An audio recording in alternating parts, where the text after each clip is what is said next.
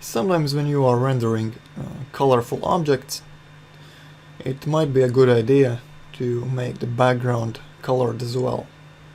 So if you look up some basic color theory on the internet, you will probably find info about the color wheel and how to use it.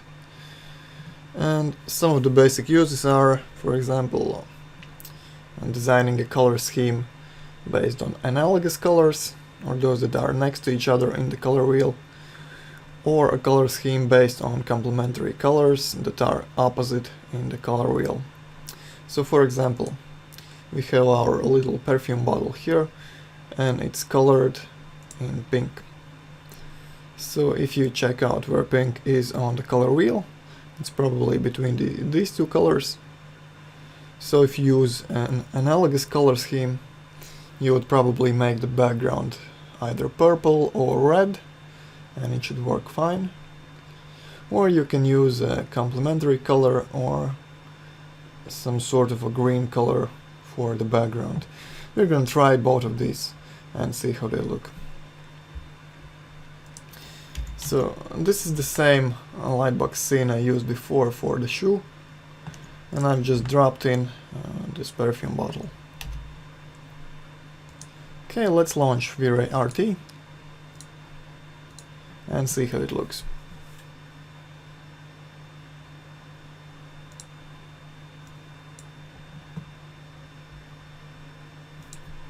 Alright, now what I want to do is I want to change the material of my backdrop.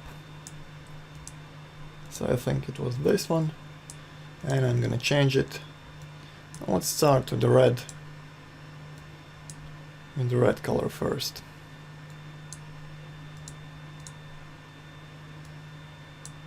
I'm going to make it quite saturated and a bit darker.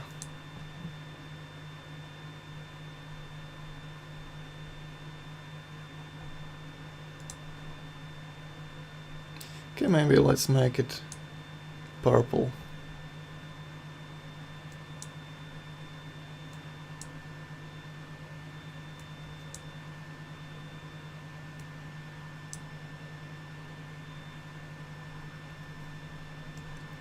Alright, I think that looks good.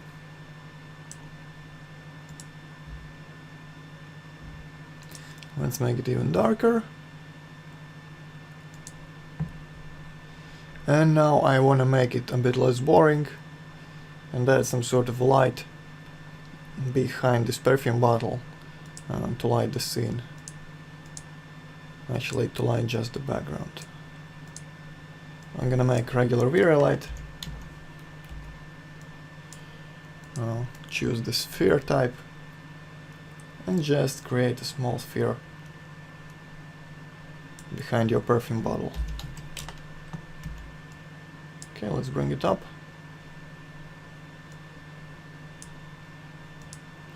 And I'm gonna increase the intensity quite a bit to make sure the effect is noticeable.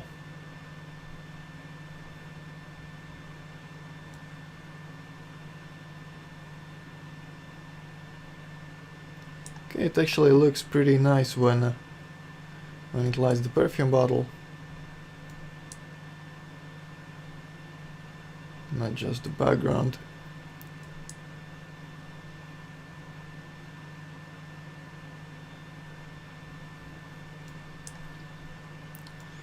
Maybe let's bring it closer to the background.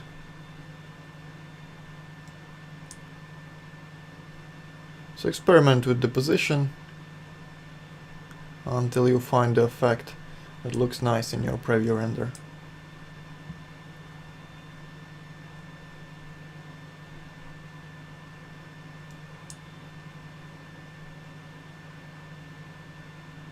Okay, I think we're going to use two lights. One for lighting the background,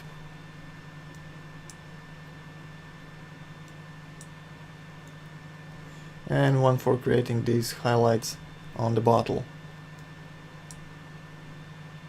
Okay, so this one will not be visible in the final render, it will only light the background.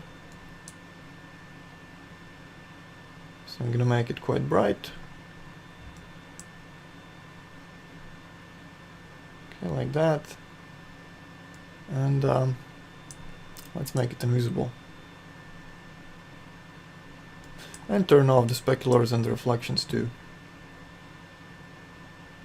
So right now it's just lighting the background, creating this nice color transition or highlight behind the perfume bottle. Alright. And I'm gonna make a copy.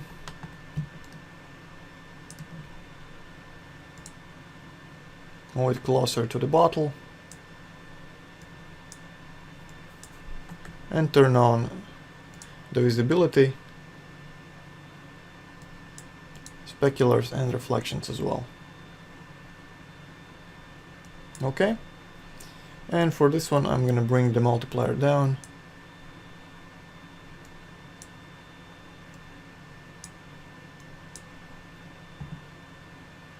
No need to make it too strong.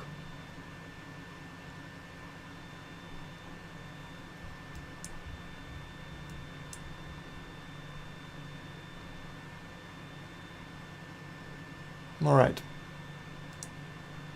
Gonna make the background a bit stronger.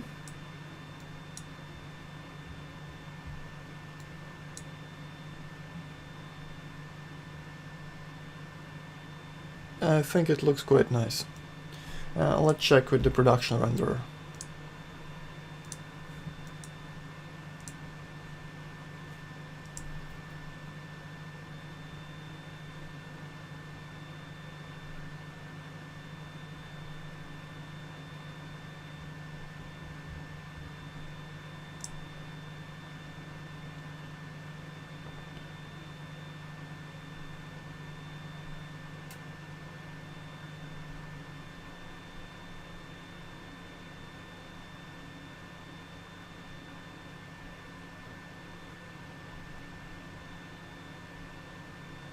Alright.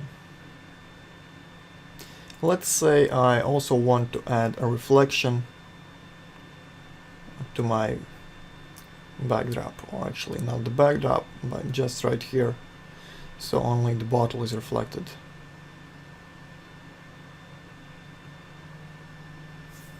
Okay, so this looks quite interesting. Let's try bringing down the intensity of the light box and see how that looks. Okay, back to active shade.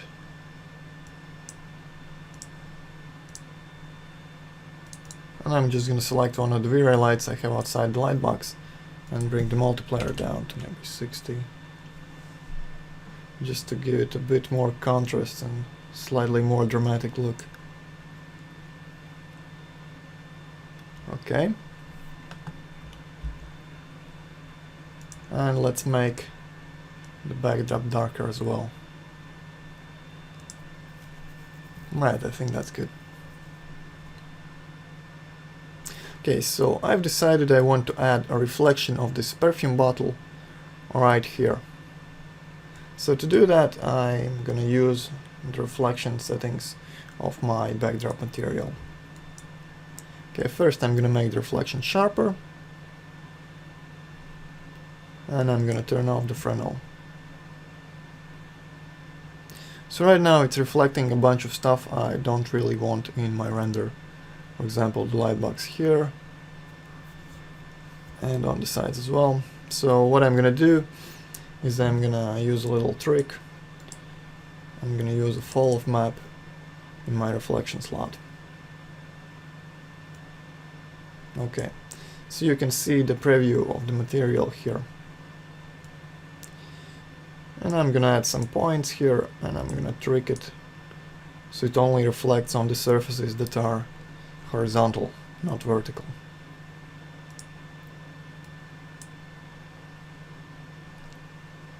Right, and just with that little simple change, we have the reflection only on the bottom part. You can increase the effect by making some more rounded transitions over here. Okay, just to make it a bit more natural.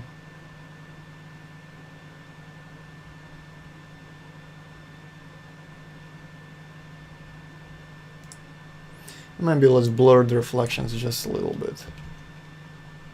Maybe 0.95 or so. Okay. Maybe a bit more.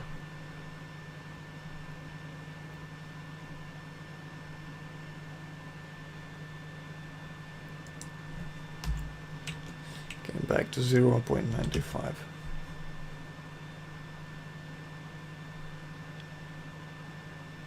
Maybe they are a bit too strong. If you want to reduce the overall intensity, you can bring down this white color, make it a bit darker.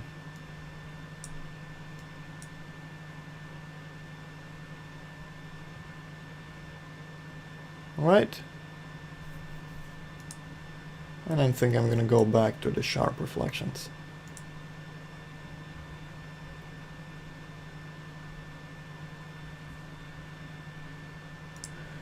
And I think the purple version is done. Let's save it as white box purple. Right, and let's quickly make a different color scheme with the green background and see how that looks. So it's actually more red. So quite cold green color should probably be used. Just change the diffuse color of your background and you can get any sort of effect you need. And since the object is transparent, the green doesn't work so well.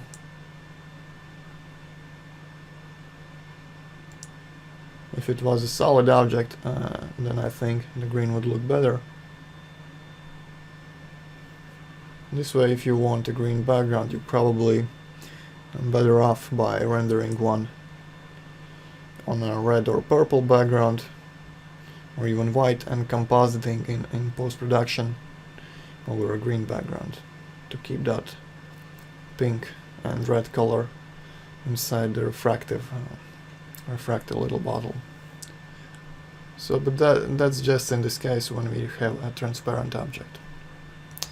Right, so set up your high quality settings and you are ready to render the final image.